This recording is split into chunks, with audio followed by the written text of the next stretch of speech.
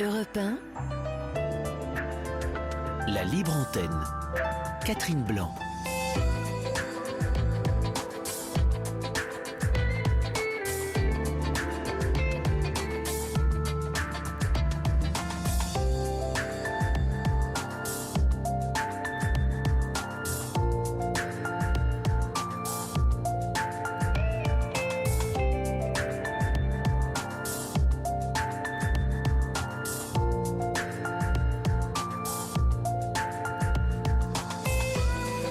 Bonsoir, soyez les bienvenus sur votre libre antenne d'Europe 1.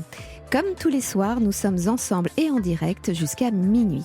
Un rendez-vous pour prendre soin les uns des autres, que ce soit en faisant écho à vos appels via Mémo ou les SMS des auditeurs, ou par vos témoignages justement devenus ambassadeurs des difficultés de ceux qui n'osent prendre la parole. Car en effet, si chaque histoire est singulière, elle recèle toujours un fond d'universalité. Et puis, malgré l'observation d'un individualisme grandissant, le fait est que nous ne sortons jamais complètement indemnes des difficultés ou souffrances d'autrui, quand bien même elles ne nous concernent pas.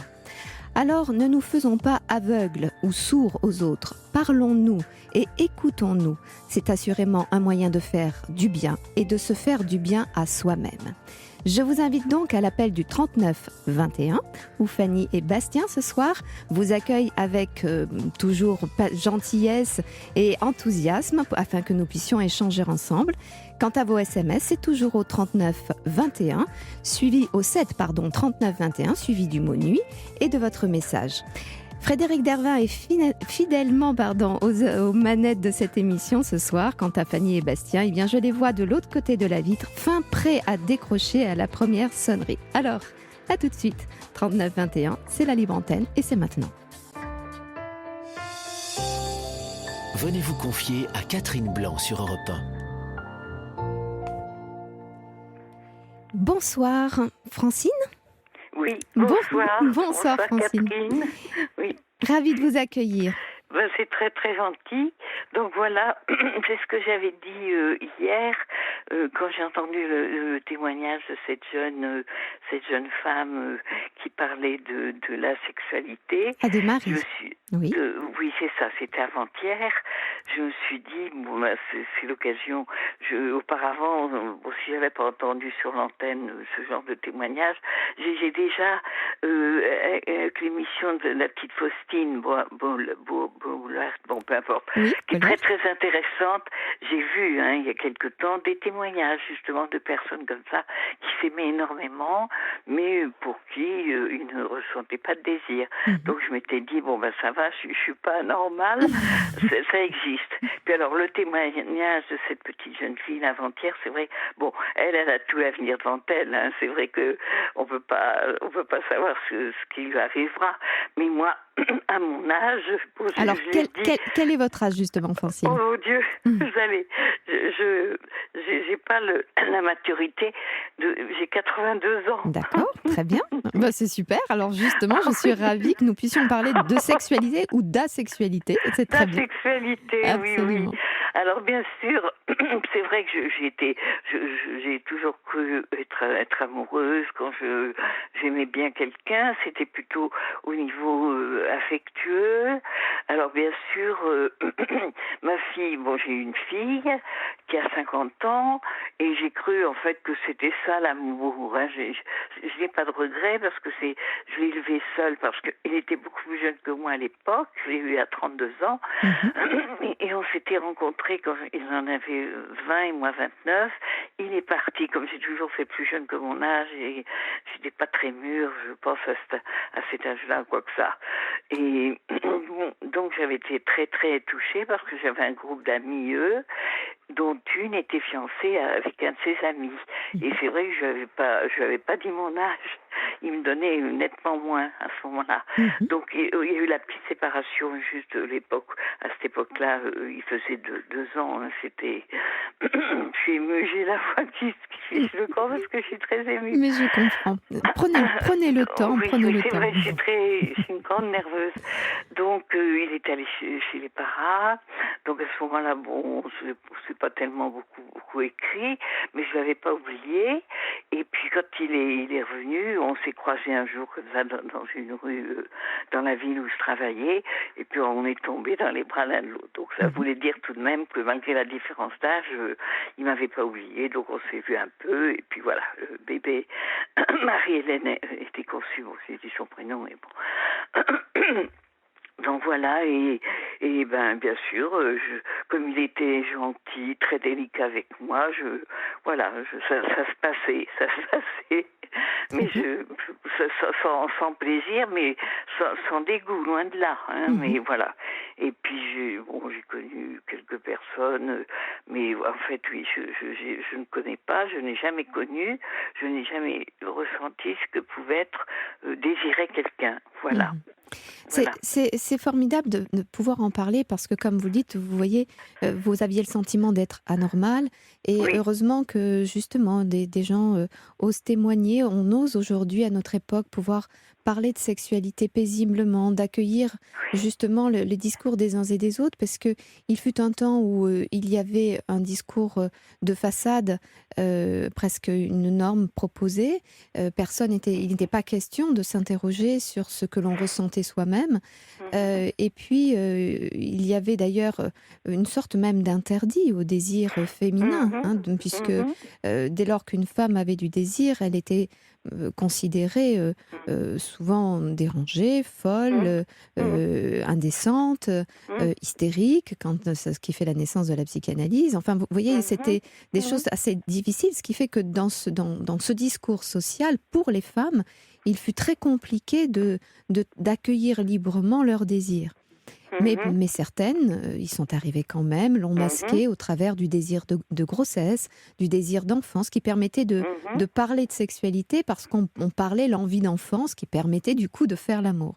Mais pour d'autres, en effet, comme vous et Francine, et puis en plus, il faut découvrir pour quelles raisons spécifiquement dans votre histoire, eh bien... En fait, je vous dirai des choses. Voilà, vous allez me dire, parce que c'est ça qui est intéressant et ça permet aux auditeurs et aux auditrices qui sont en pareille situation d'essayer d'approfondir leur propre cheminement, leur propre histoire. Parce que le sujet de l'absence de désir, qui ne veut pas dire d'ailleurs la sexualité, hein, mais en tout cas une libido silencieuse ou trop silencieuse, etc., elle s'écrit de manière très différente d'un individu à un autre. Alors justement, vous, qu'est-ce que vous en comprenez de votre construction? Puisqu'on voit quand même qu'il y a de l'élan, il y a de l'élan amoureux, il y a du désir de plaire. Pour autant, il y a eu de la sexualité. Alors, c'était votre premier homme?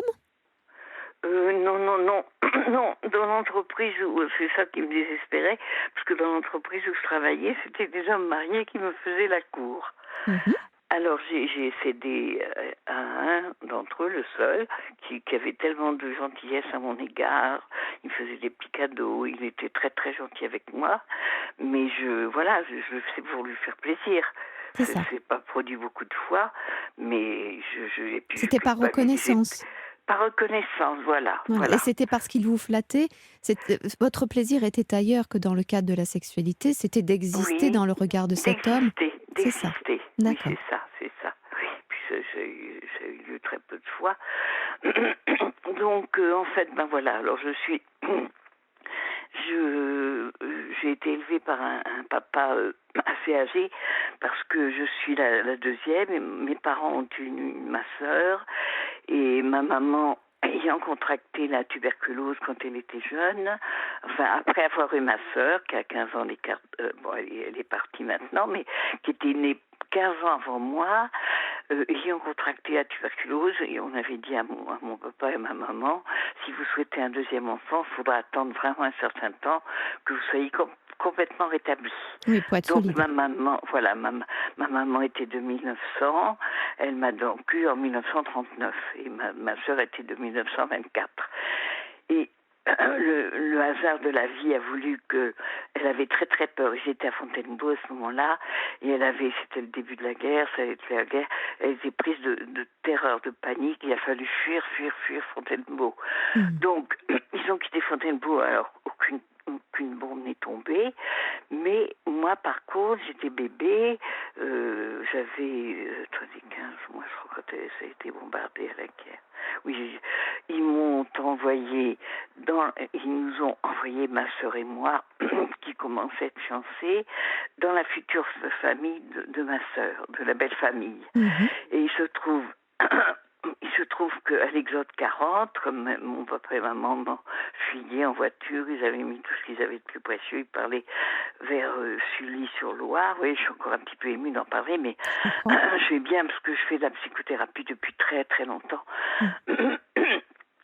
Donc, ma pauvre petite maman, bon, après ils ont laissé la voiture, ça devenait trop dangereux, ils étaient bombardés de tous les côtés.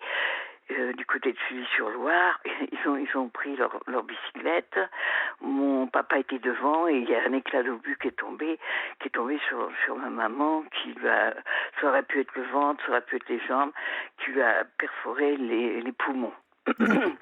Alors, elle a survécu à ses blessures, c'était un miracle parce qu'elle savait que j'étais bébé, j'aurais besoin d'elle. Donc, on lui a même scié les côtes, enfin c'est affreux, mais elle était courageuse. Et elle a survécu. Tout ça dans un contexte de fuite en plus, c'est quand même incroyable. C'est incroyable parce qu'à Fontainebleau, il n'y avait rien, il n'y a pas eu de bombes, ils ont retrouvé leur maison. Il y avait juste des Allemands qui avaient un petit peu occupé, oui, voilà. Donc en fait, j'étais séparée une première fois d'elle parce que bien sûr, comme elle était blessée, elle était considérée comme perdue. Ils l'ont pas tout de suite soignée, mais je ne sais pas combien de mois j'étais séparée d'elle.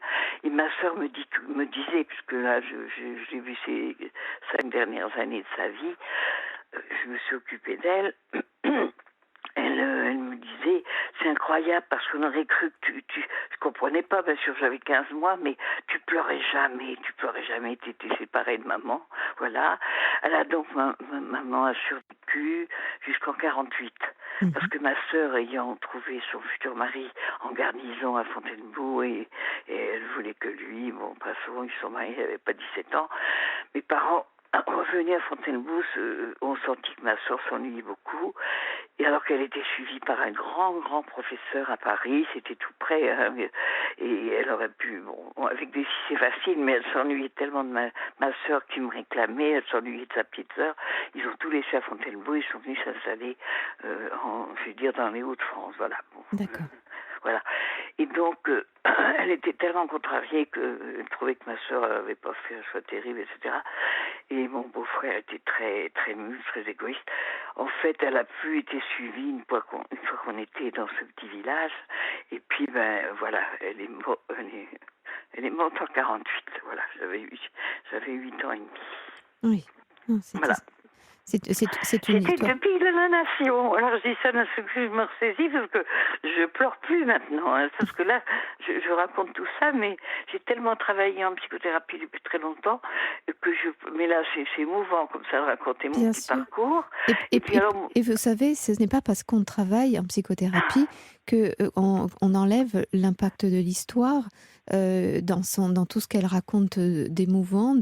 Enfin, ça n'efface rien de l'histoire. Elle est à la fois terrible, cette histoire est merveilleuse parce qu'on sent la force de vie envers et contre tout, on sent l'union familiale, la protection, et cette maman qui non seulement est tuberculeuse, mais en plus elle va avoir les éclats d'obus à nouveau dans ses poumons. Enfin, il y a quand même des choses qui sont... Si on avait écrit un film, on l'aurait difficilement écrit, enfin, on aurait trouvé que c'était presque too much en quelque sorte. Donc je comprends que cette histoire qui raconte d'abord une guerre, des bouleversements, des peurs terribles, et puis dans tout ça une petite fille qui est sage comme une image, parce que il faut pas faire trop de bruit, il faut pas prendre trop d'espace, et donc elle est sage comme une image, elle pose pas de problème, et une maman qui reste envers et contre tout pour la protéger, si ce n'est que bon, elle finit par mourir alors que vous n'avez que 8 ans. Donc quand même, donc vous allez être du coup éduqué par votre papa tout seul, c'est ça ? Par papa, voilà. Et il se trouve que entre la période où elle s'est bien remise de ses blessures, il y a eu... C'est pour ça que je suis toujours... j'ai toujours l'impression qu'on me laisse tomber ou des choses comme ça. En fait, elle s'était bien rétablie les toutes premières années où ils sont venus s'installer dans ce petit village. Et malgré tout, la région étant assez humide, ça a réveillé, la tuberculose est revenue. Alors il y a eu cette première, c'est pour ça que des fois on me dit, mais on comprend pourquoi tu as tellement besoin d'amour. Il y a eu cette première séparation, étant bébé à 14-15 mois, et ensuite, comme elle a recontracté, ça a réveillé la tuberculose. J'ai été à nouveau isolée jusqu'à 8 ans et demi. Je ne pouvais... Ma sœur s'occupait d'elle, elle était masquée, tout ça, mais moi, papa me prenait dans les bras, il me faisait faire coucou par la fenêtre qui était fermée. Oui. Donc voilà. Et je vais vous dire tout de suite quelque chose. Vous ne pouvez pas vous imaginer à quel point j'ai toujours besoin qu'on me serre dans les bras. Alors ça, bien sûr, je l'ai compris en faisant toute ma psychothérapie. C'est presque une obsession. Récemment, j'ai retrouvé une amie parce que je suis partie d'une association. C'est la seule qui m'a prise dans les bras. On s'est serré dans les bras toutes les deux. On a à peu près, j'ai une petite maladie. Et je vais d'ailleurs lui faire un petit texto parce que je lui dis, tu sais, peux pas savoir le bonheur que tu m'as donné qu'on se serre dans les bras. Voilà. Oui, je comprends, bien sûr, bien sûr. Donc, vous voyez, d'ailleurs, j'imagine, je fais peut-être une projection, mais quand même ces derniers temps où tout le monde a été masqué et les gens séparés et les bras éloignés, ça a dû être très douloureux également, puisque ça a dû faire ressurgir un peu ces distances, ces manques d'affection et de traduction d'affection, sans doute avec force. Voilà, c'est ça. Tout le monde a souffert, mais quelques personnes qui sont comme moi, voilà, ça a été ressenti probablement violemment, vous avez raison. Oui, je crois que ça ne laisse pas indemne, des choses comme ça. Enfin, surtout quand l'histoire rebondit aussi fortement. Hein. Oui. Oui, donc dans ce que vous dites, Francine, on entend quand même évidemment très bien le fait que une petite fille, d'abord, elle ne doit pas arriver trop tôt, parce que si elle arrive trop tôt, maman est trop fragile. Oui. Donc ça, c'est une première chose. Donc alors évidemment que ça marche pas comme ça. C'est pas l'enfant qui décide d'arriver. C'est bien parce que les parents font l'amour qu'ils font un bébé. Mais si on raconte l'histoire un petit peu autrement, vous ne devez pas arriver trop tôt. L'ordonnance médicale, c'est d'attendre que maman soit solide. Donc vous devez patienter. Et donc, vous ne pouvez pas être animé d'un désir de venir au monde, en quelque sorte. Hein, vous devez patienter. Et puis, quand vous allez être là, vous êtes un petit bébé, on fuit, il y a du danger. Il faut absolument survivre pour vous protéger, notamment pour maman, qui, quand elle va être atteinte par cet obus, eh bien, elle doit survivre pour sauver son enfant. Donc, on est évidemment dans une histoire de liens, et de liens qui risquent de se déchirer. Et évidemment que cette notion de tendresse, cette notion d'exister pour l'autre, vous disiez le sentiment d'abandon, bien sûr, sur lequel vous avez travaillé, parce que même si votre mère ne souhaitait pas vous abandonner, bien sûr, si au contraire il y avait un grand esprit de réunion familiale et de soutien familial, eh bien le fait est que vous avez été deux fois privé de ce premier contact à la naissance, et privé à nouveau au décès au moment où la tuberculose a reflambé, et puis après son décès. Donc vous avez par deux fois, on va dire même trois fois été abandonné, évidemment involontairement, abandonné par ces bras absolument indispensables. Donc on est donc ce qui va faire évidemment que votre rapport à l'autre est un rapport de qu'on me voit, qu'on me prenne dans les bras, qu'on m'aime, plus que je désire. Vous voyez la différence entre le besoin d'être aimé et donc de répondre à ce qui fera que l'autre va m'aimer. Donc, c'est-à-dire si on m'a remarqué, il est marié, ça ne me convient pas, mais il est gentil avec moi, donc il me reconnaît. Et donc, si pour qu'il continue à me reconnaître, si pour qu'il continue à prendre soin de moi, il faut faire l'amour avec lui, je n'interroge pas mon désir. Je viens répondre à ce qui permettra le lien. Et en fait, on dirait que ce n'est pas tant que vous n'avez pas été apte au désir, c'est qu'il n'y a pas eu d'espace pour avoir un projet pour vous. Parce que le désir, c'est un élan de vie pour soi, un projet pour soi, une envie de rencontrer les autres, de rencontrer l'autre, une envie d'épanouissement personnel. Il y a quelque chose aussi d'égoïste dans le désir, c'est pour moi. Vous voyez ce que je veux dire ? Alors qu'on sent que vous avez fait l'amour pour l'autre, pour qu'il vous aime. Alors c'est toujours pour vous, puisque c'est pour qu'il vous aime, mais pas pour votre épanouissement de femme, mais pour le lien et le maintien du lien. Et donc, évidemment que ceci mêlé en plus à une époque où on n'invite pas la femme à être portée par un désir et manifester son désir au effort. Il faudra attendre encore un moment avant que les revendications se fassent dans ce domaine, les années 70. Donc, résultat, la société n'invite pas à être animée de désir, et vous avez un besoin plus urgent que votre épanouissement sexuel, qui est un besoin de créer du lien. Et si, pour créer du lien, il faut répondre au désir de l'autre, vous êtes prompte à cela. Oui, tout à fait. Et donc, votre relation avec les hommes s'est établie, non pas dans ce qu'on pourrait imaginer, une sorte de soumission à l'ancienne, la femme fait son devoir, etc., ce qui a pu se produire pour certaines, mais vraiment, ce n'était pas une question de devoir, c'était une question de retrouver cette affection, et si c'était par le biais du corps et de la sexualité, c'était au moins, j'allais dire, se prendre dans les bras. Même si ça mêlait les sexes, c'était se prendre dans les bras, être prise dans les bras, être prise tout court. Et du coup, la sexualité a pris ce versant-là sans se donner le droit, le loisir, même avec le temps, d'ouvrir une autre opportunité, une autre possibilité de conversation en quelque sorte. C'est intéressant. Et d'ailleurs, vous voyez, vous parliez de votre maman. Alors d'abord, vous étiez émue, bien sûr, mais toute la première partie de notre échange, vous vous racliez à la gorge, vous aviez du mal à trouver votre air, hein, comme une maman tuberculeuse. Oui. Oui. J'ai fait c'est miraculeux ce que ma soeur me disait, j'ai contracté la primo-infection, mais on ne l'a pas vu, ce qu'on s'occupait d'elle, et je me suis guérie toute seule. Oui. Oui. Donc vous avez un bon système immunitaire, bravo. Oui. Vous avez hérité en tout cas d'un bon système immunitaire, et ça c'est merveilleux. D'ailleurs de votre maman, au passage, puisque c'est en naissant qu'on hérite de notre système immunitaire. Ah d'accord. Oui. Donc c'est intéressant. Qu'est-ce que vous en pensez? Est-ce que ça vous parle? Ah oui, énormément. Là, j'ai d'autres. Vous m'avez ouvert d'autres portes.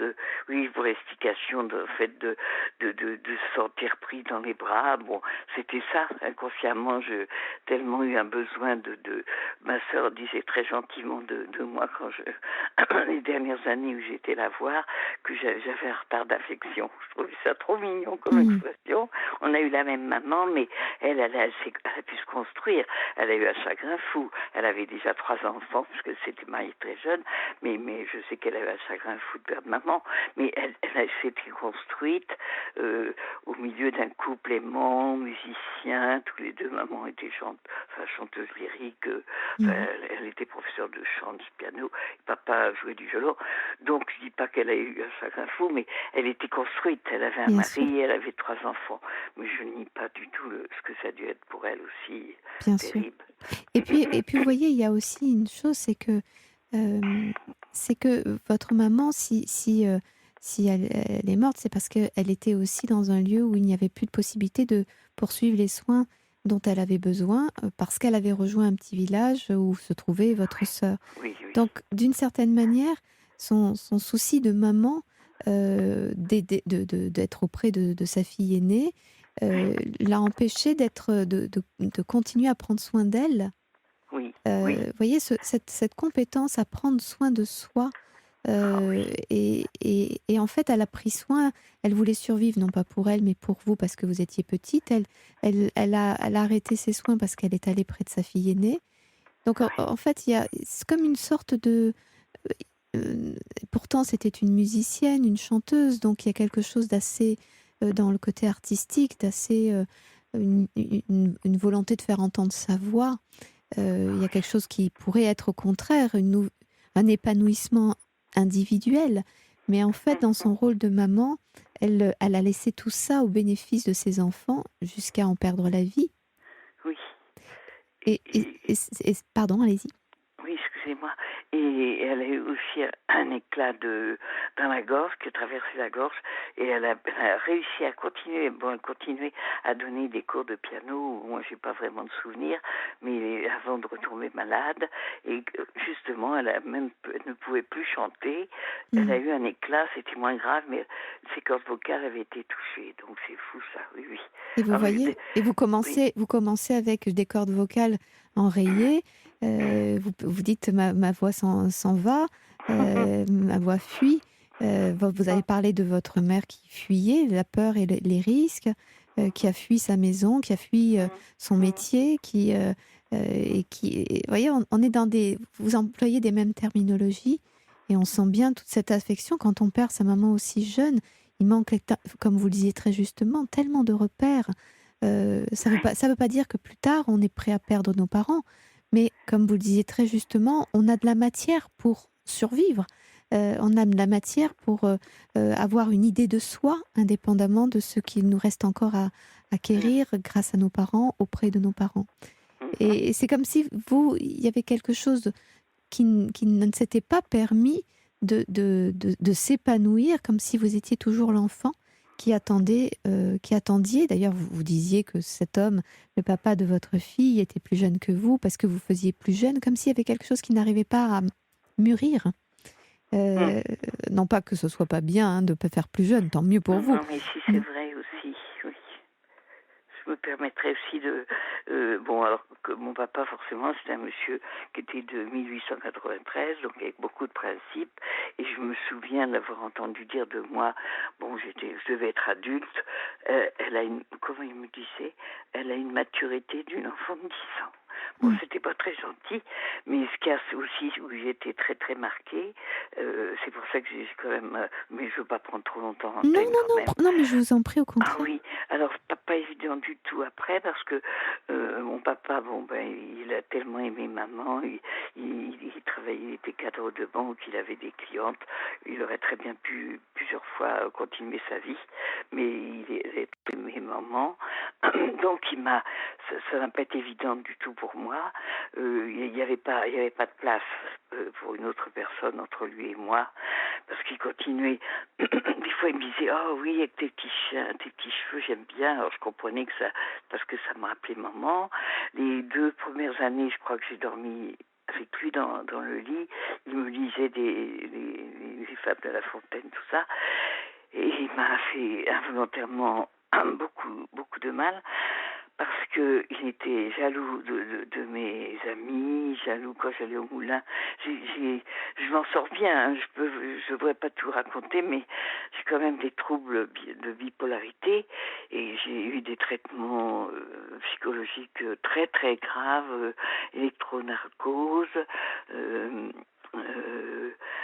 la cure de Sakel, et la psychologue qui me suit ici où je suis me dit toujours, mais alors bien sûr je me suis toujours, on m'a toujours sorti des tentatives de suicide, mais c'était un appel au secours, je voulais vivre, mais je souffrais trop d'avoir un papa qui m'aimait trop. Il n'y avait pas de place. Il m'avait inscrit à des agences matrimoniales pour rencontrer des garçons, mais ça ne me plaisait pas. Hein. Mais c'est ça pour mon bien. Mais comme j'étais soumise, il me disait même, il m'adorait, et en même temps il me faisait beaucoup de mal. Et il n'a jamais su que j'ai fait cet enfant pour moi toute seule. Il n'a jamais su, il est mort, il n'a jamais su qui était le papa de ma fille. Je lui ai cassé, c'était ma vie à moi. Une fois que j'étais indépendante à la ville où je travaillais, j'avais un petit logement, et donc ma fille a été conçue. Et quand il a appris, j'avais tellement peur, j'avais 31 ans, de lui annoncer que j'étais enceinte. On a fait venir la sœur de maman de Paris pour lui annoncer que j'attendais un bébé, mais il était rassuré parce que j'avais tellement maigri, j'avais tellement peur qu'il me mette à la porte, alors que ça a tout été le contraire, mais ça n'a pas été évident. J'ai envie de rire maintenant parce que... Mais il a dit, mais j'avais tellement maigri, tellement peur de le contrarier, que j'étais plus mince à la fin de ma grossesse, que et j'ai commencé à grossir juste quand il l'a appris.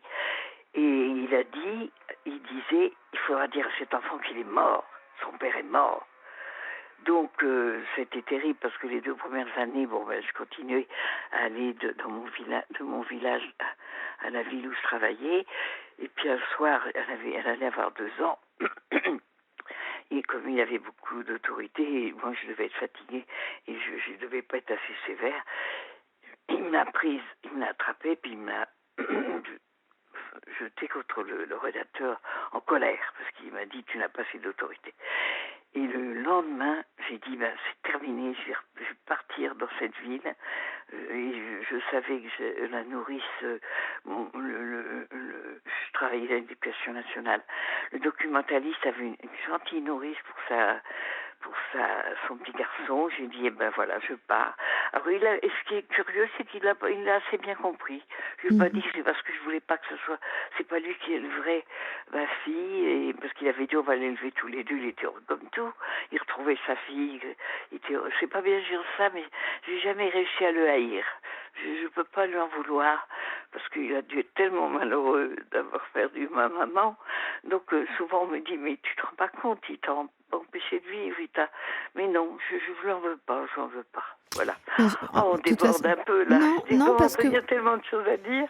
On déborde pas vraiment, Francine, parce que vous voyez ce que vous êtes en train de dire, qui est quand même extrêmement fort. C'est que ce papa, donc tout le monde a été très malheureux à la perte, bien sûr, de votre maman. Et à ce moment-là, vous étiez une toute petite fille, donc il avait un rôle d'éducation à porter tout seul. Les premières années adorables, sûrement, oui. Voilà. Mais au passage, évidemment qu'il avait un chagrin et il voyait dans cette petite fille qui grandissait des choses qui lui parlaient de sa femme. Bien sûr. Et du coup, vous vous êtes retrouvée dans une posture qui n'était pas la vôtre. Vous vous êtes retrouvée dans une place qui n'était pas la vôtre. Et donc, même si ce n'était que symbolique, même s'il n'y a pas eu une once d'ambiguïté, au niveau psychique, ce n'est pas la bonne place. Et donc, vous vous êtes retrouvée dans une place de votre mère, étant d'une certaine manière le plaisir de votre papa, bien sûr sans sexualité, mais le plaisir de votre papa. Oui. Et donc, vous voyez que dans des conditions pareilles, l'enfant a naturellement éteint la possibilité d'un désir et d'une excitation sexuelle parce qu'il ne faudrait pas que ça devienne incestueux. Ah, je comprends. Donc, en restant dans quelque chose de purement tendre, on reste dans quelque chose de l'ordre de la filiation, de la relation parent-enfant. Et ce qui vous protégez et protégez votre père d'une certaine manière. C'est-à-dire tous les deux, et en tout cas surtout vous vous êtes protégés du risque incestueux, mais du risque imaginé bien sûr par l'enfant elle-même. Oui. Vous voyez ? Sans doute, oui. Je n'ai jamais pensé à ça. Oui. Et donc c'est ça qui est extrêmement touchant, parce que quand vous disiez mon père m'a fait beaucoup de mal sans s'en rendre compte, ce sont des choses sans s'en rendre compte. Le fait qu'il soit qu'il trouve comme un doudou, parce que c'est comme un doudou qu'il a trouvé auprès de vous, pas comme une femme. Mais du coup, en étant jaloux des hommes ou en ne trouvant pas qu'ils étaient assez bien pour vous, eh bien d'une certaine manière, il s'est posé comme étant l'homme unique. Et d'ailleurs, quand vous êtes tombée enceinte, il a imaginé, l'autre étant mort, qu'il pourrait être élevé par lui et par vous, ce qui refait à nouveau un couple. Ah oui, c'est vrai. Ah oui, j'ai pas mesuré ça. Oui. Il m'a dit, on va l'élever tous les deux. Et c'est vrai qu'avant de connaître le papa de ma fille, quand je rencontrais comme ça des petits amoureux gentils, ils me disaient, parce que je disais toujours, mon papa. À l'internat, j'étais interne, de la 6e à la 3e. Et aussi chez moi, tout le monde m'appelait, on m'avait surnommé mon papa, parce que je parlais toujours de mon papa. Et quand je sortais avec les petits garçons gentiment, parce que on me disait, mais on va pas épouser ton papa, arrête de nous parler de ton papa.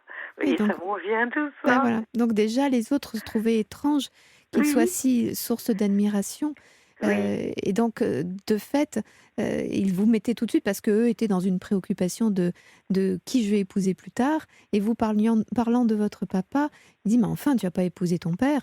Et donc, eux, au même âge que vous, même tout jeunes, ils étaient déjà animés d'un projet d'amour, d'un projet de vie d'adulte.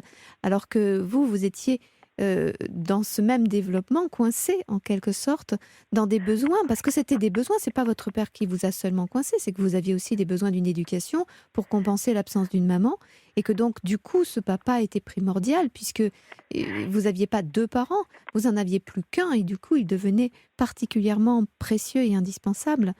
Et du coup, au lieu de pouvoir libérer votre autonomie, tendre vers l'extérieur, avoir des désirs qui petit à petit s'éveillent en vous, par peur que ces désirs s'éveillant, ils se portent peut-être sur votre père, inconsciemment bien sûr, eh bien vous vous en êtes protégé en éteignant toute naissance d'excitation et de libido.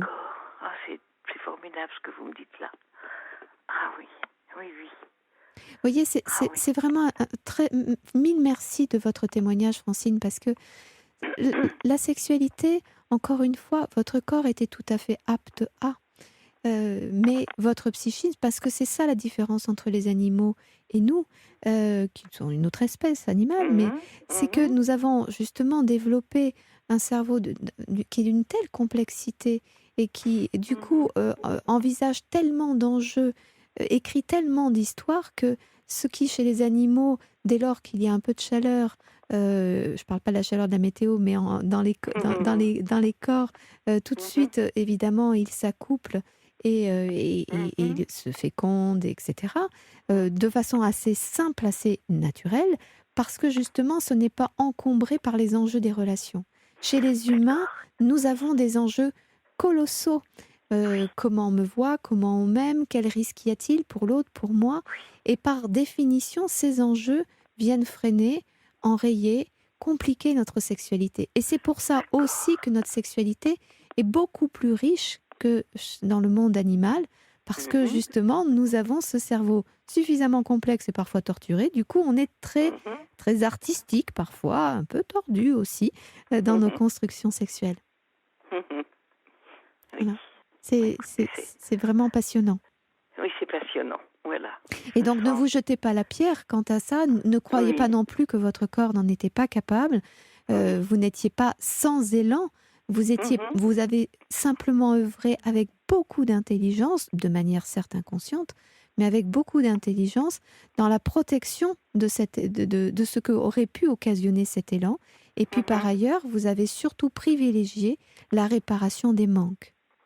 C'est vrai. Donc, c'est touchant. Oui, c'est touchant, c'est très touchant. Et c'est ce qui éclaire aussi beaucoup sur votre bipolarité, surtout sur des sentiments d'être vide, parce que aussi le désir, c'est quelque chose qui nous anime et qui nous fait nous sentir plein de possibles. Et évidemment qu'à d'autres moments, vous vous êtes senti vide de l'histoire, vide parce que mise de côté, parce que votre maman était en soins ou morte. Et que tout cela, c'est très difficile de se dire qui suis-je. On a souvent une lecture de nous-mêmes en fonction de ce que nos parents nous ont apporté, ont pu nous apporter, ou de la place qu'ils ont prise auprès de nous. Et évidemment que tout cela vous a fortement manqué. Bien sûr, bien sûr. Mais j'ai un amour de la vie, malgré tout. Oui, je crois, bien sûr. Et c'est d'ailleurs pour ça que vous ne vous êtes jamais suicidé, au sens où vous ne vous êtes jamais tué. Vous avez appelé l'aide, vous avez appelé maman en quelque sorte. Oui, sans doute. Ben oui, c'est ça. On voulait pas de moi. C'est ce qu'on m'a toujours dit, parce que ça s'est produit quand même 2 fois, et à une période très très rapprochée où je voulais vraiment, j'en pouvais plus. Mais c'était voilà, non. Et pourtant, moi je trouve qu'on voulait pour vivre. Voilà, vous étiez faite pour vivre envers et contre tout, et je crois qu'on voulait surtout de vous, parce que si on ne voulait pas de vous, on ne se serait pas encombré en période de guerre et avec une fragilité physiologique d'un deuxième enfant quand on en a déjà un très grand. Donc je pense que fondamentalement, vos parents vous voulez. Ah oui. Ils étaient animés de ce désir, qu'ils soient purement conscients dans la maîtrise absolue ou totalement fait inconscients mais dans l'élan incroyable. C'est-à-dire que vous imaginez qu'en temps de guerre, on pourrait se dire que la sexualité peut être mise sur la touche parce que l'urgence de survivre est plus importante. C'est vrai ça. Donc vos parents étaient animés de désir et de vivre et d'aimer et de s'aimer et de faire l'amour et d'avoir un enfant. à fait, tout à fait. Donc on voulait de vous. Voilà. Et vous êtes animé de cette puissance de vie voilà. en vous Oui, oui. que vous avez malmenée, mais Oui. que vous avez malmenée par votre souffrance, par vos appels au secours. Mais fondamentalement, regardez, vous avez 82 ans, vous êtes fraîche comme la rosée, vous avez un esprit oui. qui est alerte, vous Comme une avez... adolescente. Mais c'est Je tombe ça. encore amoureuse. Hein. Eh Je me ben, fais des petits films comme ça avec je ne veux pas trop citer, mais quelqu'un qui nous fait faire de la gymnastique, quand même plus tout jeune, mais et ben voilà, je suis un petit peu amoureuse de lui. Eh ben voilà. Eh bien, vous voyez, donc tout ça, mais il me dit toujours des choses gentilles, et c'est comme ça, c'est totalement platonique, mais ça m'occupe l'esprit et je me sens vivante. Absolument, mais il me rend vivante. Eh bien voilà, donc vous voyez que ce corps, c'est pas que votre cœur et votre tête qui se trouvent vivants, c'est tout votre corps. D'ailleurs, il s'occupe de ce corps puisqu'il vous fait faire de la gymnastique. Donc, d'une certaine manière, certes, ce n'est pas une gymnastique dans un lit, Francine, mais c'est quand même une gymnastique. Cette peau est bien vivante. Oui, on est un groupe, voilà. Puis on dit, oh, elle est débordante d'énergie parce que je suis parmi les plus âgés. Oui. C'est sur des cours de gym adaptés. Et je suis très flattée. Ben, je suis toute fière, voilà. Vous avez voilà. raison, mais combien vous avez raison, je trouve ça tellement merveilleux. À ce niveau-là, c'est vrai. Oui. Donc vous voyez, je suis contente. votre libido, elle est là, mais elle s'exprime un peu autrement. Pour vous pas que dans votre tête, elle est là, mais peut-être pas, elle résonne peut-être pas suffisamment dans votre sexe, certes, mais elle est là, je vous assure. Je vous souhaite d'ailleurs une très jolie soirée. Je vous souhaite une jolie continuation et rêvez encore. Parce que c'est aussi un lieu où la génitalité, la sexualité s'exprime, donc rêvez votre vie. Oui, merci beaucoup. Vous êtes également merveilleuse, Francine. Oui, je vous embrasse. Merci infiniment, moi aussi. Oh, moi aussi, je vous embrasse au sens aussi de vous prendre dans mes bras. Oui, je le sens. Et je vais continuer de vous écouter. Avec joie. Au revoir, Francine. Bonne nuit à vous. Au revoir. C'est magnifique. Au revoir. Au revoir. Au revoir. Alors, comme vous le savez, c'est au 3921 que vous pouvez essayer de me joindre, ou enfin essayer non, vous pouvez me joindre. Bastien et Fanny sont là, vous attendent. Et si vous voulez envoyer des SMS pour réagir, participer de cette conversation, de vos avis, de vos regards bienveillants, doux, délicats à l'égard de ceux qui osent parler, puisque ce n'est vraiment pas facile et c'est plein d'émotions. Mais cela fait du bien à tout le monde. Donc si c'est plutôt par SMS, eh bien c'est le 7 39 21, suivi du mot NU en capitale et de votre message. Catherine Blanc est à votre écoute sur Europe 1. Et nous recevons à présent Joël. Bonsoir Joël. Oui, bonsoir madame. Bonsoir madame. Bonsoir. Donc j'avais eu Sana, ça fait quasiment 2 ans, parce qu'en fait ma mère était Alzheimer. Oui. Donc j'ai essayé de me dire, non, moi je vais y arriver toute seule avec elle. Et Sana m'avait dit, vous allez vous épuiser. Bon, ce qui s'est passé. Donc au bout de 2 ans, je suis obligée de la placer. Donc j'ai vécu des choses terribles. Maintenant, je suis chez elle parce qu'il faut que j'attende s'il y a une réhabilitation familiale ou pas, ou comment ça va se passer. Je ne sais pas. Et le deuil blanc, on a parlé beaucoup sur votre antenne, c'est compliqué. Mmh. Alors justement, donc ça fait combien de temps que votre maman est atteinte donc d'Alzheimer? Écoutez, je pense que moi, parce qu'au départ, moi, je travaillais en Bretagne, j'ai laissé tout mon boulot pour elle. Okay. Donc je suis partie, c'est 2 ans. Ah oui, j'ai tout arrêté pour elle. Pour revenir à la maison, parce qu'elle était, elle était à l'époque, elle picolait beaucoup. Elle pouvait prendre la voiture et écraser quelqu'un, donc c'était pas possible, quoi. Parce qu'elle était encore à la maison, c'est ça, à cette époque-là? Oui, c'est moi, oui, tout à fait. Donc, moi, je suis rentrée, donc je pouvais continuer à travailler. Je dis, non, j'arrête pour elle. Et puis, en fait, c'est une erreur, mais on la connaît pas, l'erreur. Vous avez quel âge, Joël? 62. 62 ans, donc ça donc, je pouvais travailler. Bien sûr. Et donc, vous avez arrêté il y a 2 ans, c'est ça, de travailler? Oui, tout à fait. Donc, vous êtes venu d'abord rejoindre votre maman dans la maison de votre mère. Et combien de temps après est-elle partie en EHPAD? Est-ce que vous êtes occupé d'elle? Ça fait que 4 mois. Que 4 mois. J'ai D'accord. j'ai essayé de tout faire, mais c'est pas possible. Mais bien sûr, c'est une maladie absolument terrible et la Et personne que vous je essayez pouvais pour... plus, je suis épuisée même maintenant. Je me rends compte que quand je me regarde dans la glace, je dis mais attends, t'as pas cet âge-là, Mm. t'es pire. Alors qu'au départ, pop, parce qu'on a un grand jardin, il fallait tout faire, je faisais tout, je donnais des produits bio, bon, mais j'ai pas compris que c'était la maladie. Mhm. Donc toute la nuit, la nuit, quand elle commençait à faire n'importe quoi et tout, donc je dormais plus forcément. Et puis au bout d'un moment, bon, ouais, c'était plus possible, quoi. Mhm. Oui, j'entends bien même dans votre voix l'épuisement. Il y a L'épuisement, toute une difficulté même l'épuisement.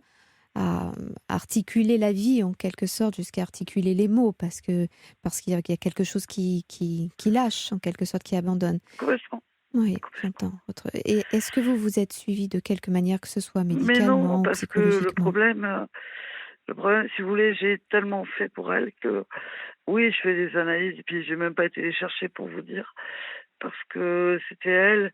Là, j'ai encore appelé l'EHPAD tout à l'heure en disant comment elle va. Je vais y aller lundi, mais c'est une douleur parce que de toute façon, elle me reconnaît pas. D'accord. Ma sœur, en fait, c'est tellement compliqué l'histoire. Moi, je suis rien dans l'histoire. C'est-à-dire qu'elle aimait ma sœur qui est décédée, ça fait 3 ans. Mhm. Et, Et il et- y a qui avait 42 ans, qui était beaucoup plus jeune, d'une pancréatite, parce que ma mère, elle, picolait, faut le dire, d'accord. pas dire autrement. Donc, moi, j'ai accompagné ma sœur jusqu'au dernier moment. Donc ça, je l'ai fait. Je l'ai fait, j'ai tout fait. Et votre maman Donc, sait que votre sœur est morte? non, Est-ce qu'elle a, en tout cas, est-ce qu'elle s'en souvient? Est-ce qu'elle a... non, du Non, tout, non. non. Et quand elle vous Même voit? quand nous sommes, quand moi j'avais tout fait, elle m'a demandé, Christelle, quand même, dans des moments un peu, ma sœur un peu bien, elle m'a dit non, non, Joël, tu m'incinères. Ok, donc je l'ai fait. Donc elle était avec moi, ma mère était avec moi. Et en arrivant ici, alors on est à 3 kilomètres, même pas, elle m'a dit, ben, je crois qu'on avait un truc à faire. Mm. Alors moi, je pleurais toutes les larmes de mon corps. Mhm. Donc déjà, ma mère s'en souvenait plus. Mhm. Donc, d'une certaine manière, elle a été épargnée de la Oui, violence de elle la était douleur. épargnée, oui, oui. Et Ouais. quand elle parle, est-ce qu'elle parle de cette sœur? Non, Non. maintenant à l'EHPAD, quand elle ne me reconnaît pas, elle parle comme ma sœur. Oui, Christa vient me chercher, elle me l'a fait encore avant-hier. Enfin, elle essaie de trouver un portable pour dire qu'elle va s'évader, comme elle a fait partout, parce qu'elle l'a fait partout. Oui. C'est vraiment une maladie absolument épouvantable, Ah parce oui, que oui, non, non, c'est un tour et hop, on recommence, on repart avec la même pensée. elle m'a bloqué les chèques, les cartes bleues, enfin bon. Alors heureusement que la direction me connaisse en disant non, non, heureusement vous avez la procuration. Enfin, ça, c'est n'importe quoi. Mhm. Alors, dites-moi, Joël, vous n'avez pas d'enfant, vous n'avez pas de mari, vous n'avez pas de... Non, je suis toute seule ici. Je suis toute Et seule vous, depuis 2 ans. pas d'amis non plus? Vous n'avez aucun contact? Vous n'avez pas Mais créé non, des liens locaux? mais comme je suis chez ma mère, je suis pas chez moi. Moi, j'habite en Bretagne. Mhm. Donc, ma fille, elle a pris la maison en attendant. Oui. La vôtre de maison, c'est ça? Oui, ma vôtre, la mienne. Mhm. Mais moi, ici, je suis toute seule. Donc, je sais qu'il faut aller voir. Là, j'ai des gens qui voulaient prendre la maison parce qu'il faut payer quand même 2 350 € par mois. Mhm. C'est pas possible.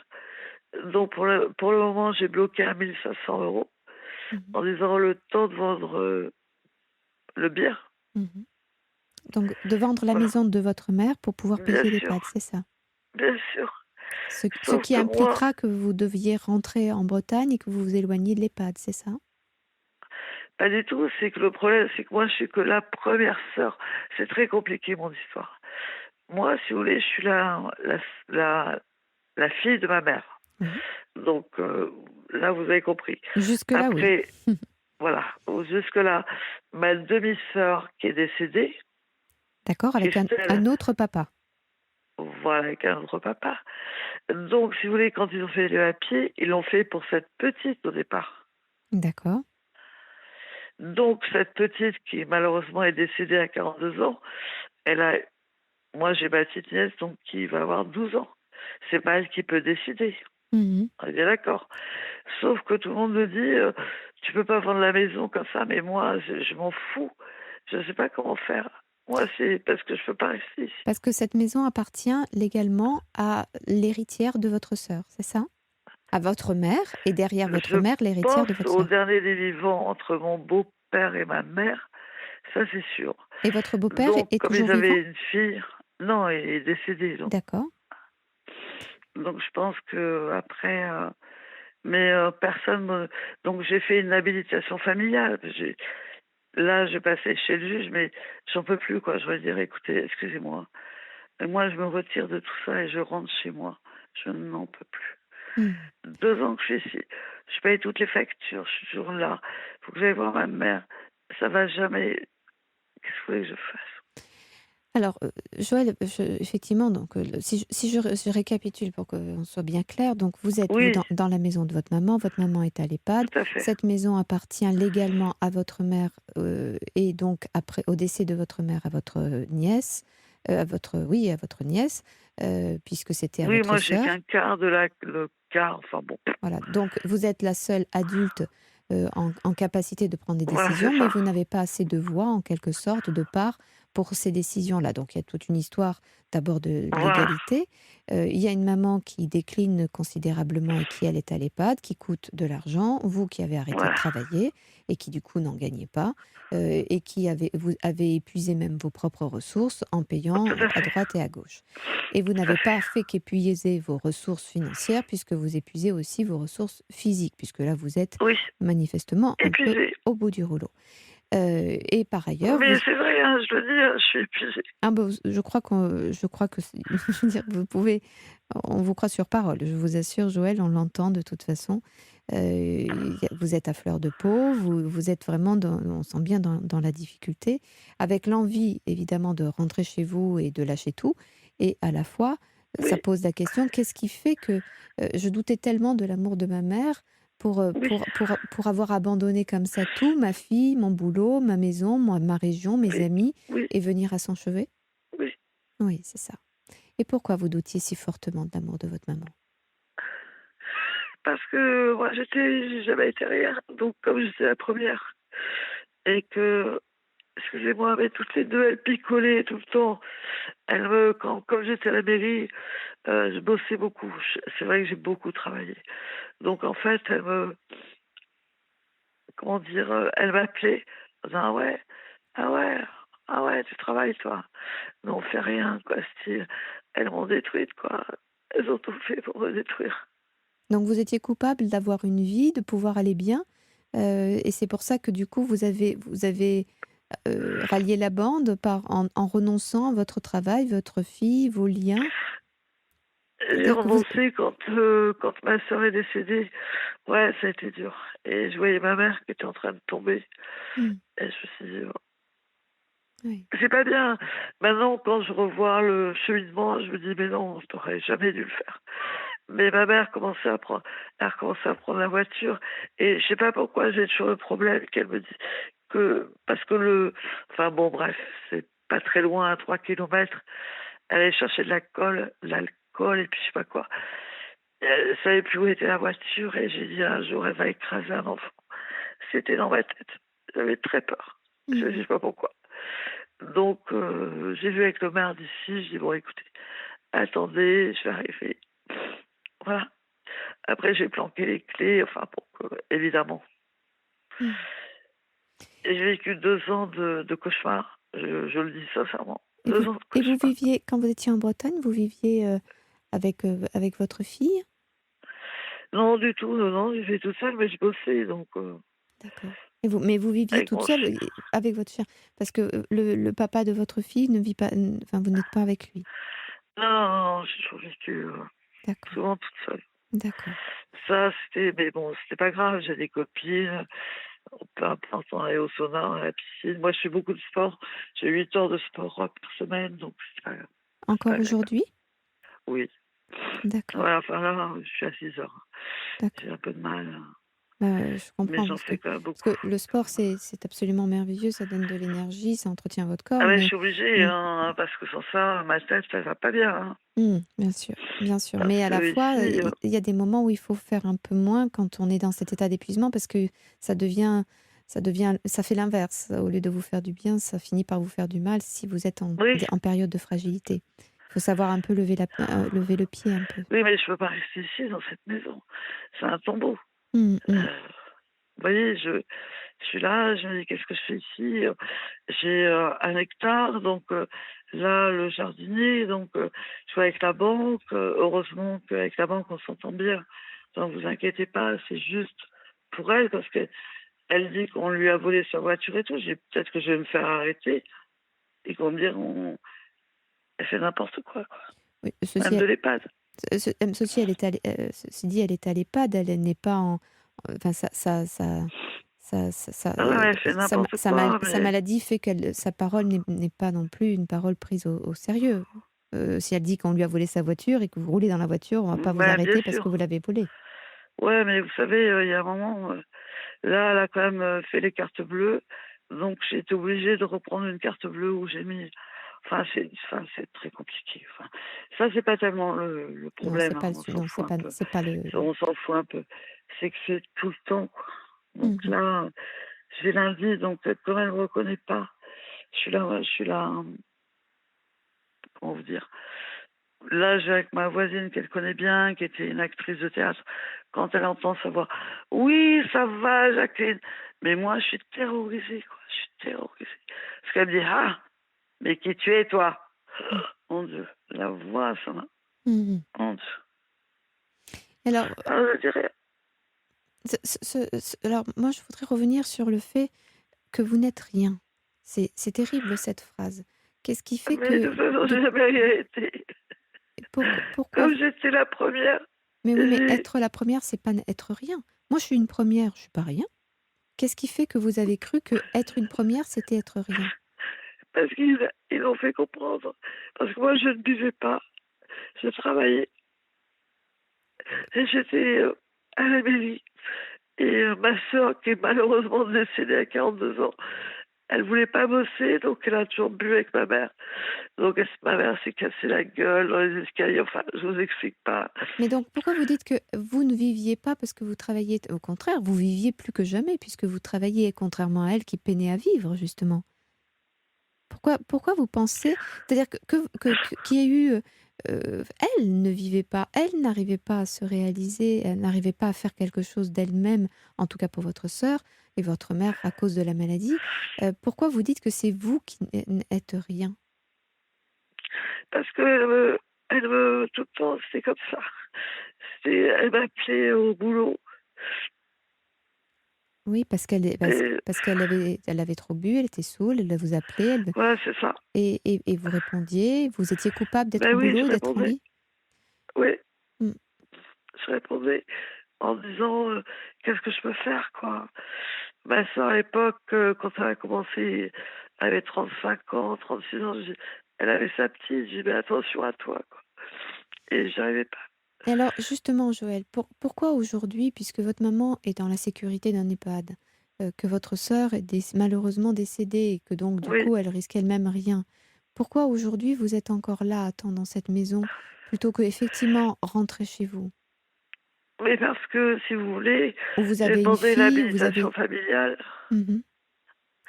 pour pouvoir au moins payer ce qu'il y a à faire ici, enfin, que ce soit pas n'importe quoi. Parce que quand je suis arrivée, c'était du n'importe quoi ici. Il y avait, Mais est-ce enfin que ça, bref, ça je peut voudrais pas pas, il y avait mais est-ce que ça peut pas se faire, j'allais dire à distance, puisque maintenant ce sont des démarches administratives?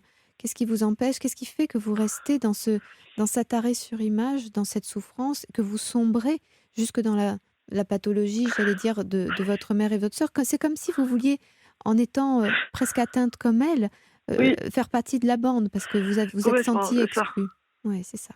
Donc du coup, vous ouvrez la porte vers justement, ce sentiment de déchéance, vers Oui, l'alcool, vers tout ça, parce que de fait, c'est une façon de les retrouver, c'est une façon d'être avec elles puisqu'elles s'unissaient autour de ça. Donc ouais, je pense que vous avez raison. vous êtes en train d'opérer quelque chose de cet ordre-là, comme pour les rejoindre, comme pour dire Oui, je suis avec vous, je suis pas différent, oui, non, je travaille pas, non, je peux vivre avec vous. Sauf qu'il y en a une qui est morte et l'autre qui est dans un EHPAD et qui n'a plus sa tête. oui, Et vous c'est restez là complètement ça. à refaire le scénario et vous jouez le rôle de l'une de l'autre jusqu'à vous perdre, jusqu'à vous noyer. Ouais, oui, oui, complètement. Je suis complètement d'accord avec vous. Je suis complètement d'accord avec vous. Sauf que, bon, elle a des chats, donc c'est pas simple. Ah non, je Je ne peux dis pas, pas. voilà, je ne dis surtout pas que c'est simple. Je pense que c'est même très compliqué. Ceci étant, Voilà. il faut pouvoir trouver, il faut Voilà. réaliser que si c'est compliqué, je ne suis pas sûre que telles que sont les choses, ça les simplifie. Je crois même que ça les complique un peu plus, puisque plus vous sombrerez, plus ça va compliquer l'histoire. Oui, évidemment. Donc, l'habilitation familiale, donc ils m'ont dit Elle est en cours? style début septembre. Ah oui, oui, j'ai tout fait, hein. Très bien. Début septembre, et je pense que je vais leur dire au contraire. Je vais dire, écoutez, je vais pas le faire. Vous prendrez une tutelle parce que c'est trop compliqué. Oui, et c'est un et encore une fois, il y a des gens dont c'est le métier, c'est à bonne distance de tout affect, c'est Oui, selon des règles de justice, et du coup, c'est extrêmement protecteur pour, les membres de la famille et notamment pour vous qui êtes complètement emmêlés là-dedans. Mais pour cela, il faut oui, que vous vous oui, autorisiez, Joël, à sortir j'allais dire de cet état, de chute, parce que vous chutez pour être avec elle symboliquement. Mais le problème, c'est que non seulement c'est vous ça. n'êtes pas avec elle, et vous avez peur de ne pas chuter parce que vous avez le sentiment que si vous ne chutiez pas, eh bien, ce serait une officialisation d'une différence et de vivre autre chose que ce qu'elles ont vécu. Alors, vous voulez pas vous départir d'elle, vous voulez faire partie de cette union, de cette fusion, de cet amour dont a profité votre sœur, mais regardez où est-ce que ça l'a mené, votre sœur. En fait, votre mère, êtes-vous bien sûr que votre mère a aimé votre sœur parce que regardez dans quoi elle l'a enfermée. Sa propre Ouais, elle souffrance, l'a votre sœur. enfermée, et ils sont enfermés toutes les deux. Et moi, j'étais complètement en dehors de tout ça, mais et comme je suis la première fille, ben, je me retrouve avec toutes les merdes, quoi. Voilà, bah donc Donc, justement, je crois que maintenant, cette idée de tutelle est une très bonne idée, Joël, et il faut absolument que vous vous éloigniez de ces pensées toxiques auxquelles vous participez grandement. ouais, grandement. Votre mère ne vous veut pas de mal là, votre mère est toute à sa folie interne, à tous ces déconnexions neuronales. Votre sœur ne vous veut pas de mal, elle est morte, elle est morte. Et vous, il vous appartient aujourd'hui de vous sauver d'ardard et de ouais, laisser c'est ça. et de laisser la justice faire tranquillement les choses, tranquillement les C'est choses. clair. Et Ouais. puis retrouver votre cadre, vos amis, votre fille, et vous faire Oui, entourer pour vous faire aider et remonter l'énergie de ce corps. ouais, je pense que vous avez raison, parce que là, c'est plus possible. Je vous souhaite Ouais, je vraiment, réfléchis. vraiment, prenez le temps d'y réfléchir, allez voir justement les mises sous tutelle, regardez un petit peu dans quel Mais délai de toute ça peut se façon, faire. ils vont me convoquer, comme je vous ai dit, en septembre. Mais je pense que je suis trop fatiguée, quoi, au bout de 2 ans, non. Oui, non, mais déjà, vous Ça pouvez va. prendre un peu des vacances, là. Vous pouvez déjà repartir en Ben, je peux Bretagne. pas, j'ai ces chats. Et vous pouvez pas embarquer les Elle a chats en 3 chats, je Bretagne? fais comment? Enfin, vous pouvez pas embarquer les chats avec vous en Bretagne? Ben non, il y a des chiens, hein. Enfin bon, peu importe. Ah, il y C'est a un juste pas zoo, possible. carrément. Nous, on a Dans plein, 3 on a minutes, plein d'animaux. dans 3 minutes, vous me dites qu'il y a une girafe. Donc, non, non, Non, non, mais pardon de plaisanter. ces Mm. chats, puis je sais même pas s'ils vont vacciner, enfin bon, Bon. enfin, peu importe. En tout cas, Donc, sans je vais négliger. essayer d'en donner une, garder la vieille, parce que la vieille, ils vont l'euthanasier, ça c'est pas possible de ma part, parce que j'adore les animaux. Bien sûr, mais je Mais comprends. voilà, Alors, quoi. j'entends bien, mais faites attention que vous ne soyez pas toujours coincé par une raison. Bien sûr que j'ai le plus grand respect pour les animaux et qu'il faut trouver une solution pérenne, mais faites attention parce que si vous vous mettez en danger, les animaux n'auront plus rien du tout. Donc, il y a vraiment Ouais, c'est quelque chose clair. à mettre en place rapidement. Voilà, Joël, je suis désolée parce que je suis coincée par une petite pause pub, donc il me faut vous quitter. Vraiment, je vous envoie toute l'énergie du monde par voie d'air. Il n'y a pas de souci, madame. Et je vous souhaite vraiment de démêler ce truc et surtout, surtout, allez vous mettre à l'abri, surtout. Et tenez-nous au courant, d'accord? Prenez soin de vous. Et faites-vous aider, Joël, hein, faites-vous aider. Merci beaucoup. Je vous en prie. Bah, Dark Mango.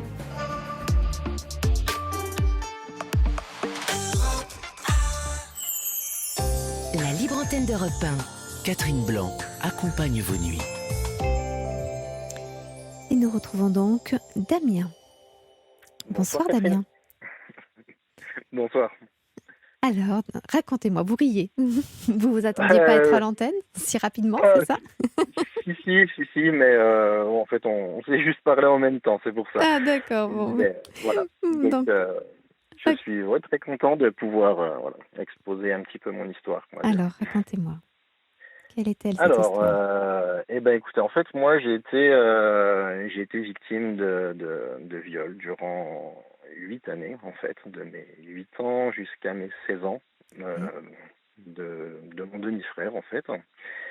Donc, on va dire que tout a commencé comme ça, et l'histoire s'est prolongée, en fait, du fait de mon combat en justice et du travail que j'ai effectué sur moi-même, on va dire, pour me reconstruire et pour avancer, quoi. Et alors, d'abord, vous avez pu vous battre, justement, d'un point de vue judiciaire, à partir de quand? Quand est-ce que vous avez pu révéler ça? Est-ce que pendant tout ce temps, vos parents étaient au courant? Est-ce que vous avez pu... Personne. Alors en fait, personne n'était au courant. Alors tout s'est arrêté à mes 16 ans quand je l'ai, on va dire, menacé d'en parler. Mais ensuite, tout a été mijoté. Moi, j'ai fait, on va dire, un gros déni comme beaucoup de victimes. Hein. Et j'en ai en fait jamais parlé. J'ai décidé d'en parler il y a environ 6 ans, quand j'ai appris qu'il y avait une autre victime, en fait. De ce même demi-frère. Voilà, tout à fait. D'accord. Donc c'est là que j'ai décidé d'en parler parce que j'ai eu, on va dire, un certain sentiment de culpabilité en me disant que si j'en avais parlé plus tôt, ça aurait pu peut-être éviter une victime. Enfin, en tout cas, c'est le ressentiment que j'ai eu à l'époque. Bien sûr. Donc voilà, et pour moi, il était important à ce moment-là de faire mon devoir, on va dire, hein, et d'empêcher ce criminel de poursuivre et éviter qu'il y ait d'autres victimes. Il a combien de plus que vous, votre demi-frère? Plusieurs années. Je ne sais même plus exactement, ça fait un petit moment que j'ai plus de contact avec, mais je ne sais plus, 6 ans, je crois, quelque chose comme ça. 6 ans de différence, d'accord. Et il a été, finalement, la justice vous a donné raison et vous a protégé, il a été inculpé? Oui, alors après un très long combat, tout d'abord au pénal, le jugement a été rendu récemment, hein, puisqu'il a été rendu en novembre 2020. Ah oui. Et au civil, en fait, on a eu le jugement au civil il y a quelques jours seulement. Donc, une procédure qui a duré quasiment 6 ans, alors qu'on n'est pas allé aux assises. Hein. Comme beaucoup de victimes, le crime a été requalifié en délit. Et, donc, voilà. Et quand vous dites on, c'est vous et l'autre victime? Oui, alors moi et l'autre victime qui se trouve être de ma famille, en fait. Hein. Et en fait, on a, tout au long de la procédure, pu voir qu'il y avait eu 2 autres victimes également. En tout cas, c'est tout ce que les forces de l'ordre ont pu trouver, donc ce qui fait quand même 4 victimes au total, ce qui est déjà pas mal. Ah bah beaucoup oui. trop. Bah de toute façon, une, c'était déjà trop. Et même si ça avait été une qu'un soir ou qu'un jour, vous, ça a duré 8 ans, c'est absolument épouvantable. Alors, c'est le demi-frère du côté paternel ou maternel? Alors, du côté maternel. D'accord. Et votre maman, comment s'est-elle positionnée dans tout ça quand elle a ses 2 enfants qui se retrouvent en pareille situation?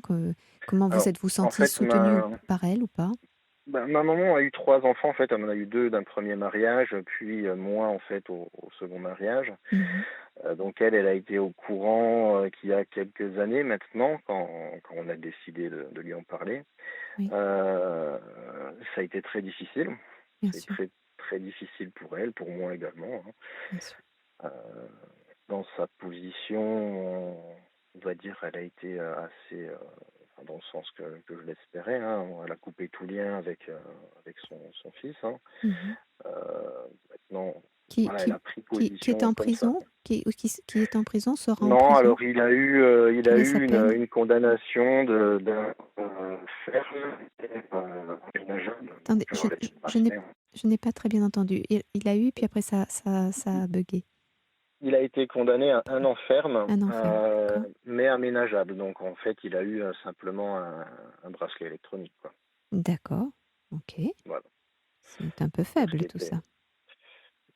faible, mais en même temps pas trop mal du fait qu'on soit pas allé aux assises et que le crime a été requalifié en délit. Finalement, la peine, euh, elle est au-delà de ce qu'on peut voir, de ce qu'on peut voir en temps normal. Donc, Mhm. donc je trouve que voilà. Bon, après, c'est pas ce qu'on cherchait, hein, très franchement. Moi, c'était pas, je C'était. cherchais pas spécialement ce qu'il y a une peine de prison, hein. Mhm. Bon, et parce qu'on est très loin des faits, puisque vous avez 34 ans, Oui. comment vous vous sentez aujourd'hui, eu égard à ce jugement qui vient enfin de se faire? Est-ce que ça a libéré quelque chose? Est-ce que ça libère votre Oui. parole là? Est-ce que ça vous a Alors, donné des ailes sur des sujets d'autres ou sur celui-là? Alors ma parole, moi, s'est libérée en fait il y a quelques années quand j'ai décidé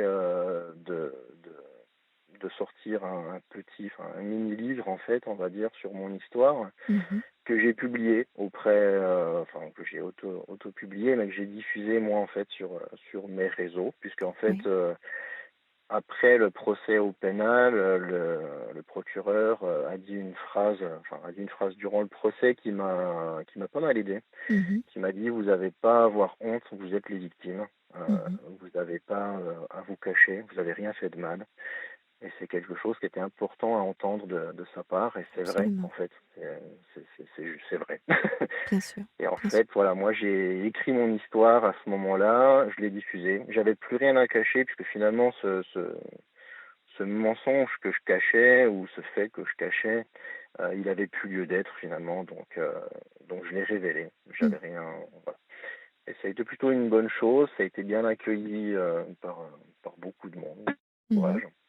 bien sûr. Et voilà, donc je me suis libéré à ce moment-là, et à la suite de ça, j'avais eu l'intention de créer une association justement de défense des victimes, qui a été créée en fait en février 2020. Oui. Euh, donc cette association qui s'appelle PSDVA, donc Prévention, Suivi et Défense des victimes d'agression. Très bien. Et en fait, cette association donc a pour but d'aider les victimes euh, Mhm. dans leurs procédures, qu'elles soient judiciaires, psychologiques, etc. C'est-à-dire de les Répondre. accompagner, c'est de leur montrer le chemin qu'il leur faut pas courir. C'est quoi cette aide? Oui, Elle consiste en quoi?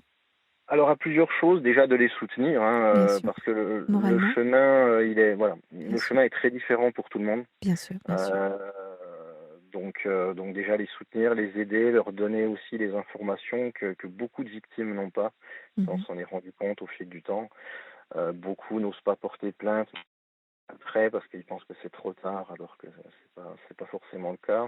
Mhm. Euh, des personnes ont peur de ce que ça peut aussi avoir comme impact sur eux ou sur leur famille. Bien sûr. Mais dans beaucoup de cas, les gens qui portent plainte, c'est le début d'un travail sur eux, et c'est surtout le début d'une nouvelle vie en fait. Mhm. On sort du déni en fait, et on se rend compte à la fin on est une victime. On n'a rien à cacher, on n'est pas, voilà, on n'est pas des monstres. Au Bien sûr. contraire. Donc c'est plutôt une bonne chose. Donc nous, on les aide sur leur procédure. On essaie de faire du suivi de leurs procédures, parce que les procédures sont longues, lourdes, très difficiles. Euh, on essaie aussi de faire de la prévention également. Alors, c'est assez difficile à faire parce qu'on a créé un peu avant la période Covid, donc c'est un petit peu compliqué. Bien sûr. Mais en tout cas, voilà, on est là et on crie haut et fort qu'on aide toutes les victimes. Alors je parle pas d'hommes, de femmes ou d'enfants, je parle de victimes parce que Mhm. peu importe le genre des victimes, c'est des victimes justement et elles sont toutes égalitaires. Moi, je parle de mon combat parce que je me suis rendu compte en fait qu'il y a beaucoup d'hommes victimes, beaucoup plus qu'on ne pense. Bien sûr. Et le problème, c'est que c'est en général des victimes qui ne parlent pas, qui Mhm. ne portent pas plainte, voilà. Et pour moi, un viol qui soit commis sur un homme, une femme, un enfant, ça reste de toute façon atroce. Bien sûr. Donc Bien voilà, sûr. Il y a toutes pas- les victimes doivent être défendues et savoir comment se faire aider, quoi.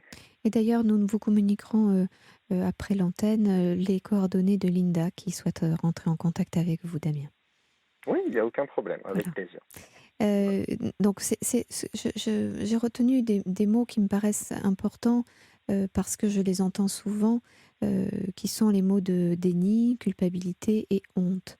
Mm. Parce que effectivement, dans le cadre dans ce genre de situation, quand l'enfant est surpris par une aventure qui ne correspond pas une seule seconde à l'expression d'un moindre désir ou ne serait-ce que d'une moindre curiosité, il se retrouve piégé et qui plus est quand il a en face de lui quelqu'un qui a de l'autorité du grand, à qui on veut plaire ou avec qui on veut rester en lien ou qui pourrait nous faire du mal ou qui pourrait dire qu'on a fait des bêtises.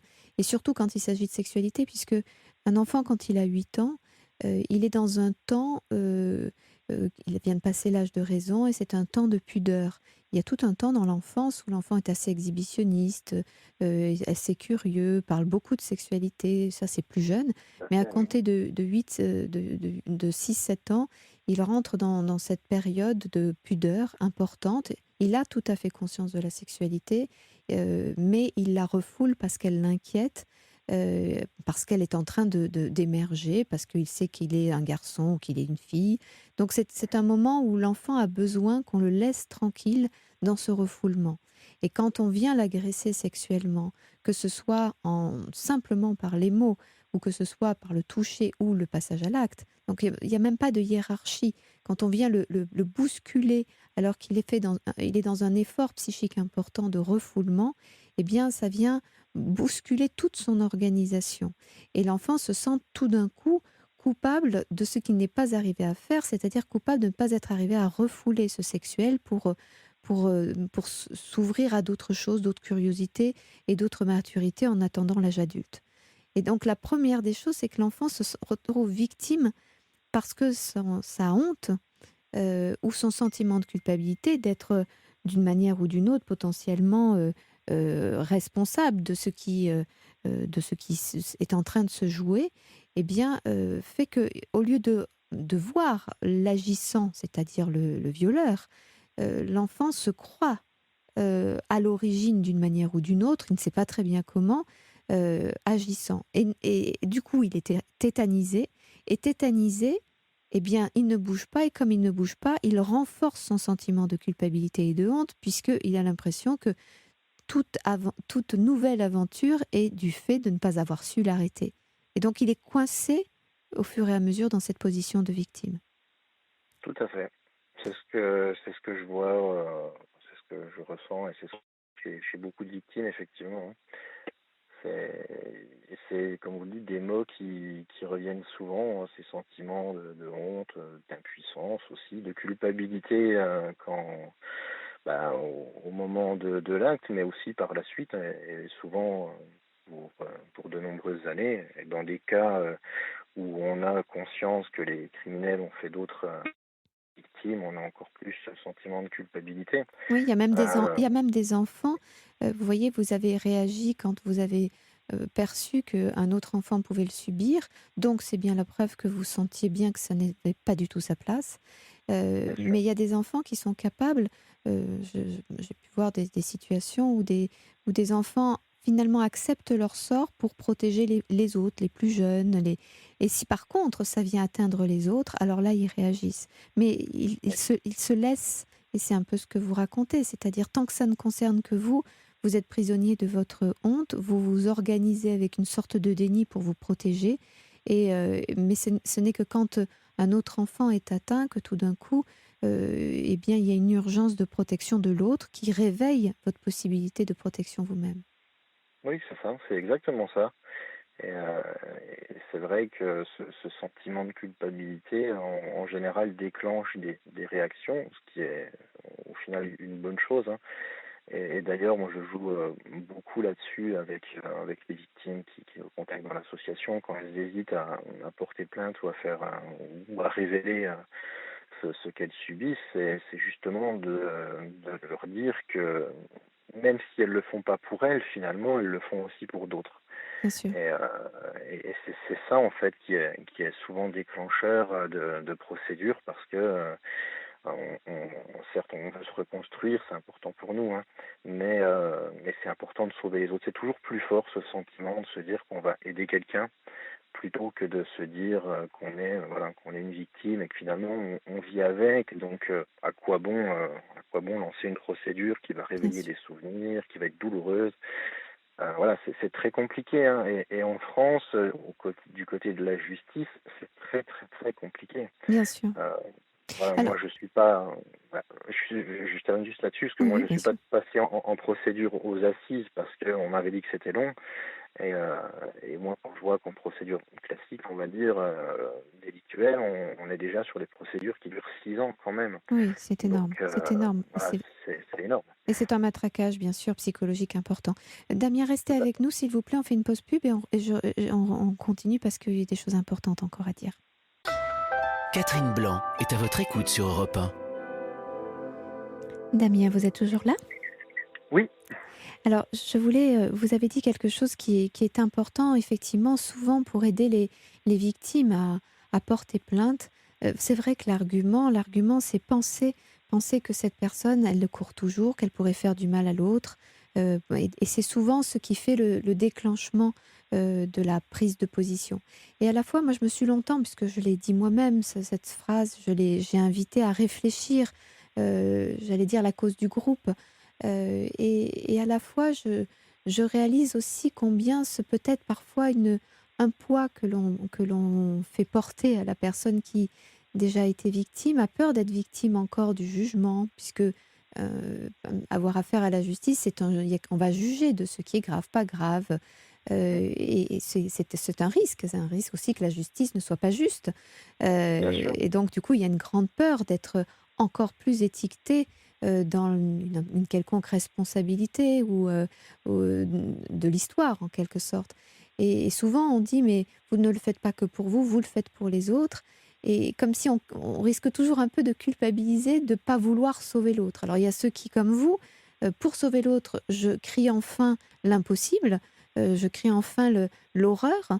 Et puis, il y a ceux qui n'arrivent pas à porter avec eux le devoir d'être encore une fois victime d'un système sans quoi les autres seront atteints. Vous voyez, c'est toujours un truc Oui. qu'il faut faire avec des pincettes, qu'il faut prendre avec des pincettes, parce que dire que ce peut être aussi une occasion ne veut pas dire il faut le faire parce que sinon c'est toujours la victime qui doit continuer à porter le lourd poids, tribut et devoir pour lui, pour la communauté, comme il s'est tu pour la communauté, pour pas bousculer les familles, pour pas faire la honte ou mettre la honte sur la famille.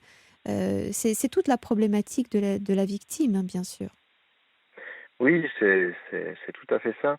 Après, en tant que victime, on a aussi cette protection, hein, qui est le déni pendant, Bien en sûr. général, plusieurs années, qui est une Et qui peut aller protection, jusqu'à vraiment un total oubli, hein. Il y a tout à fait. des personnes vraiment qui ont complètement oublié. C'est au détour d'événements dans la vie que se font les associations d'idées et que petit à petit ressurgit l'histoire. Voilà, soit il y a des vraies associations où on arrive arrivent à se rappeler ou à se rendre compte qu'il y a un problème, Mhm. soit c'est des troubles psychologiques, que Oui, ce ce sont soit des des symptômes troubles voilà, qui amènent au fait voilà, on va consulter pour un symptôme sans trop comprendre le sens du voilà, symptôme. Et petit à petit, exactement. l'histoire elle se dénoue. Oui, tout à fait. Après, c'est vrai que dans tous les cas, ça reste quelque chose, un choix difficile, hein, de toute façon, Bien sûr. de faire une procédure ou non. C'est pour ça qu'on a des personnes qu'on accompagne plus vers des suivis médico-psychologiques plutôt que vers des procédures judiciaires, soit parce que c'est des personnes qui sont plus âgées, qui ont été victimes il y a des fois 40, 50 ans, hein. Mhm. Euh, voilà, on va plus, je ne veux pas dire pousser parce qu'on n'oblige pas les gens à faire quoi que ce soit, mais on va plus, voilà, diriger les gens vers des procédures judiciaires quand elles sont plus jeunes ou quand les victimes ou quand les agresseurs sont proches, bien sûr. Bien Enfin, sûr. surtout quand les agresseurs sont proches et que les personnes vivent encore avec, hein. On a beaucoup d'enfants avec qui on a l'occasion de parler parce que voilà, on est présent sur les réseaux sociaux et on est très accessible. Et C'est les formidable. enfants maintenant, oui, bah, et de plus en plus jeunes, maintenant il est plus facile de parler. Et c'est ce qu'on veut dire aux enfants aussi, c'est que la plupart du temps, quand ils ont une victime, comme vous disiez tout à l'heure, c'est soit des ascendants ou des personnes proches, hein, de la famille. Mhm. Le problème, c'est qu'ils peuvent pas parler à la famille parce qu'un enfant, si on le croit pas, la plupart du temps, il y a une défense qui fait que l'enfant n'en parlera pratiquement plus jamais. Bien sûr. Donc, Bien sûr. il ne sait pas trop vers qui s'orienter. Souvent, on se rend compte qu'ils s'orientent vers leur maîtresse d'école. Le problème, c'est que dans les écoles, ils savent pas trop comment gérer ça. Oui, parce qu'il y a Donc, souvent aussi des dénis des parents. Pas parce que les parents bien sûr, ne veulent pas protéger leur enfant, mais parce que c'est souvent ils veulent inimaginable. pas y croire, Bien bien sûr, sûr, mais bien inimaginable, bien sûr. sûr. Et c'est très souvent le cas. Et le problème, c'est que les parents, comme la plupart des gens, en fait, ne savent pas déceler les signes que les enfants peuvent montrer, enfin, qui peuvent indiquer qu'il y a un problème. Moi, en tant que victime, à force de les côtoyer, je ne vais pas dire que c'est un sixième sens, mais j'arrive à les déceler bien plus facilement maintenant. Une Bien sûr. personne avec qui je vais parler, et je vais me dire, il y a un truc qui va pas. Mhm. Et parce que je reconnais des choses que des victimes font, Bien sûr. voilà, des petites manies ou des façons de se comporter sur tel ou tel sujet. Mhm. Donc, le problème, c'est que les victimes paraissent tout à fait normales, et heureusement. Donc, du coup, si on n'est pas à l'écoute, on s'en rend vraiment pas compte. Mais voilà, si on avait un peu plus de comment dire, si on avait des personnes qui pourraient expliquer un petit peu à quel point il faut être attentif du mal-être de leurs enfants, ou des amis ou des proches, hein, bah, on pourrait peut-être agir plus tôt et Oui. mieux, hein, pour aider les C'est victimes. tellement, vous avez complètement raison, mais quand on a vécu les choses, on a ce sixième sens particulièrement développé. Quand on a un métier qui alerte, on est aussi extrêmement rapidement attentif, que ce Oui. soit les gens qui travaillent avec l'enfance, comme les instituteurs. Pour certains, sont Mhm. très attentifs, parce qu'ils voient bien un enfant qui va pas bien par rapport à un enfant qui va bien, ou les médecins, ou les psys, etc. Pour les parents, c'est tellement difficile d'être parent. C'est tellement difficile de savoir quand l'enfant fait un caprice, ou quand l'enfant n'est pas bien, quand l'enfant veut attirer l'attention, ou quand l'enfant appelle au secours. Bien sûr. C'est tellement compliqué pour les parents eux-mêmes, encombrés par leur histoire, peut-être même égoïstes, mais j'allais dire, c'est l'ADN de l'être humain. Et effectivement, c'est pour ça qu'il est merveilleux qu'il y ait des associations comme la vôtre. D'abord parce que je trouve formidable que vous soyez sur les réseaux, parce que comme la jeunesse est beaucoup sur les réseaux, et que justement elle est désinformée quant à la sexualité parce qu'elle a accès à la pornographie, c'est intéressant Oui. aussi que vous existiez en contre-pouvoir à toutes ces désinformations, et que vous donniez une possibilité de faire entendre qu'il y a des choses qui ne sont pas normales. et qui sont douloureuses et qui sont à dénoncer, si ce n'est à la justice, en tout cas à l'autorité parentale, si bien sûr la violence ne vient pas de ce côté-là, ou sinon à une autre autorité qui puisse protéger. Ce qui est très difficile, hein, parce que alors, quand en plus c'est un parent, vous pensez bien que trouver l'autorité auprès de qui se confier, quand sa vie dépend de toute façon de ses parents, est encore un exercice de style encore plus compliqué. Mais donc Bien sûr. donc c'est formidable que vous ayez créé cette association, formidable aussi parce que vous n'êtes justement pas du côté ni de la justice, ni d'une institution avec des codes, avec des obligations de passer par tel et tel détour, telle et telle évaluation. Donc on est de l'humain avec l'humain, qui se donne la main, qui s'accompagne dans un chemin difficile. Et ça, c'est exactement ça. C'est vraiment formidable. Je trouve important que ce soit justement pas des professionnels, que ce soit une association, quitte à ce que vous vous renseigniez, vous formiez pour être plus juste encore et encore, mais pas au nom de professionnels, mais vraiment comme un grand frère bienveillant quand il y en a qui ne le sont pas, justement. Oui, c'est exactement ça. Et moi, je me suis donné cette force de me dire qu'en fait, mon histoire, mon vécu, c'est la première fois où je me suis dit, en fait, ça a quelque chose de positif. Parce que ça va me permettre de comprendre les gens et ça va me permettre de faire quelque chose de bien. Alors qu'en tant que victime, en fait, on n'y voit jamais rien de positif. Bien sûr. Et en fait, moi, c'était pour la première fois de me dire, là, en fait, je vois un intérêt à ce que j'ai vécu. C'est bizarre à dire, hein, mais c'est important. Mais absolument. Je crois que sinon, on est définitivement, j'allais dire, défiguré par l'histoire.